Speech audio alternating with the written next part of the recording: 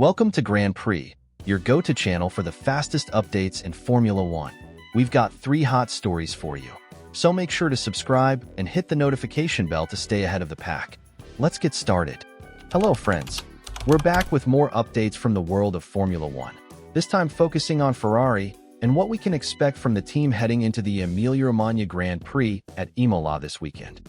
If you don't want to miss a single detail about this exciting race week, make sure to subscribe to the Grand Prix channel and activate notifications. And if you enjoy direct and informative videos like this one, hit that like button to support our work. Now let's get to the heart of the matter. Ferrari has had a challenging run in recent races. While the season started with promise, the team has encountered recurring performance issues, particularly related to car balance and grip. Fans were hoping that a major update package would arrive in time for Imola, but those plans have been pushed back to later races, most likely the Spanish Grand Prix. Currently, the main issue reported by both Charles Leclerc and Carlos Sainz is the car's lack of performance in tight sections of the track, especially low-speed corners.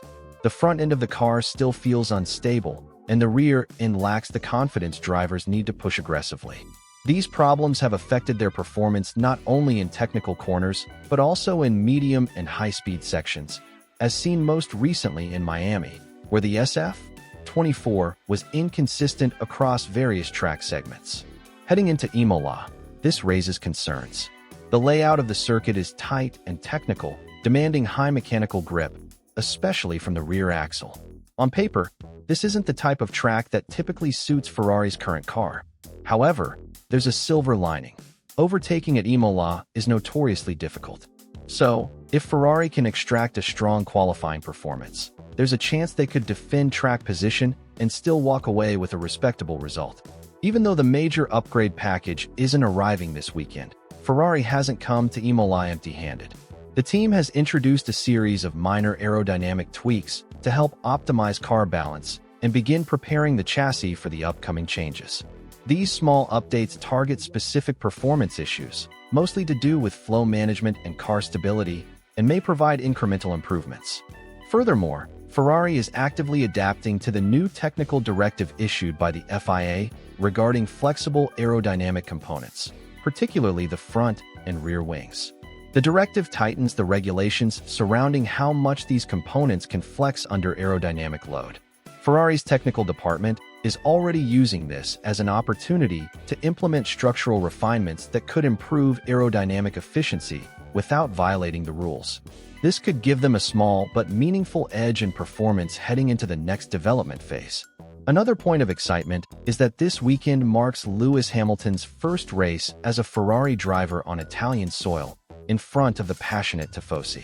Although the British 7-time world champion is still adapting to the new environment and car dynamics, there's a special emotional energy surrounding his debut at Ferrari's home race, one that could potentially spark something special on track. While Ferrari is not expected to dominate at Imola, there is cautious optimism within the team.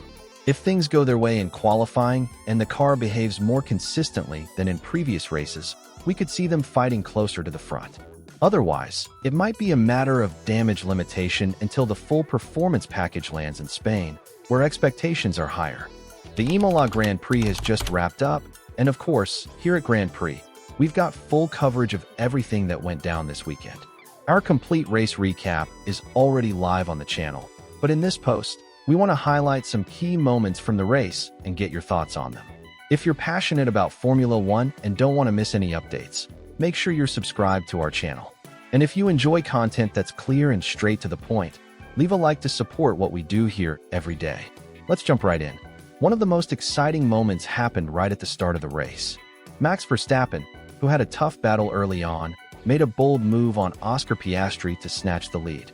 Initially, Verstappen was nearly overtaken by George Russell, but with an aggressive and confident move, he managed not only to defend his position but also go on the offensive, securing P1.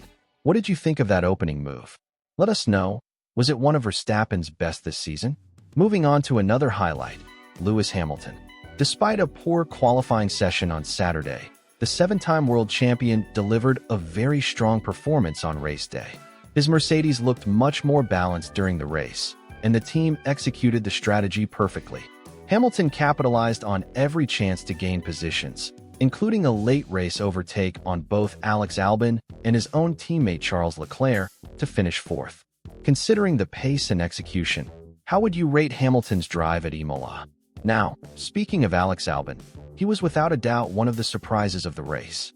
His Williams showed impressive race pace, and like Hamilton, Albon took advantage of every opportunity that came his way.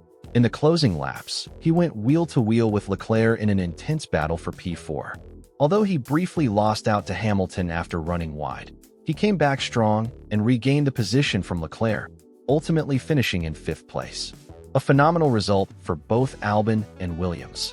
Could this mark the start of a more consistent run near the front for the team? Is a podium finish now within reach?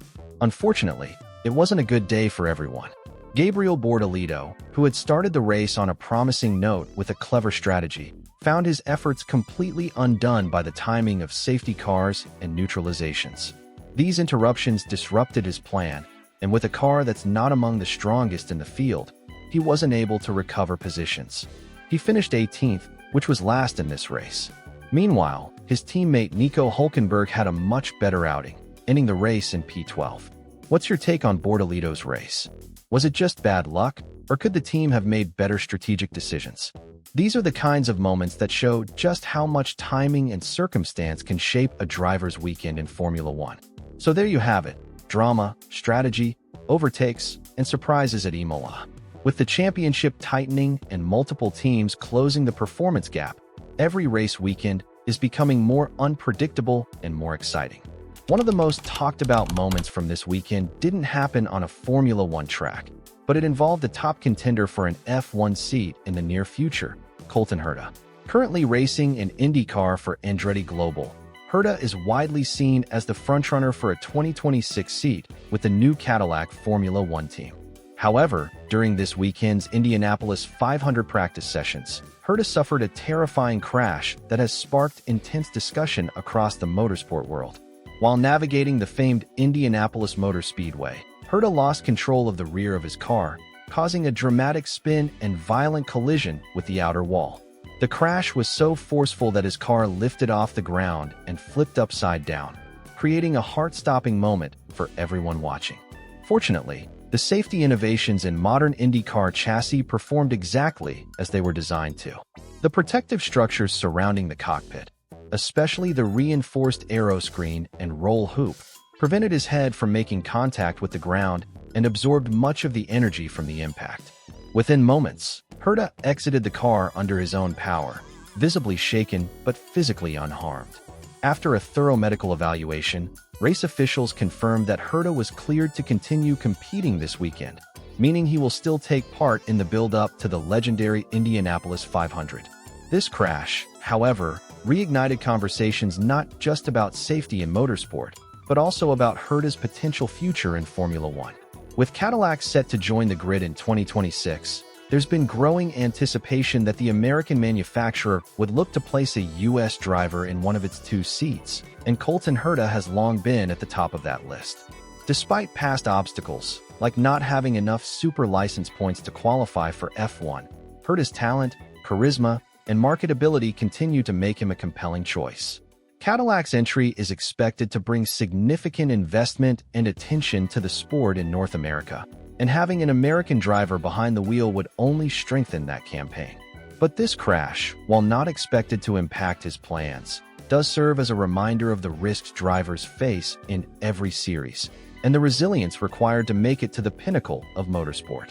Many in the F1 paddock are already aware of Herta's skill, but now they've also seen his ability to bounce back from a high-speed incident with professionalism and composure. So now we want to hear from you. Did you see the crash? What were your thoughts watching it unfold? Do you think Colton Herta still has a clear path to Formula One in 2026 with Cadillac? And finally, should F1 teams take more chances on talented drivers from IndyCar or other series outside of the FIA ladder? Let us know in the comments. As always, stay tuned to Grand Prix for the latest updates on all things Formula One and beyond.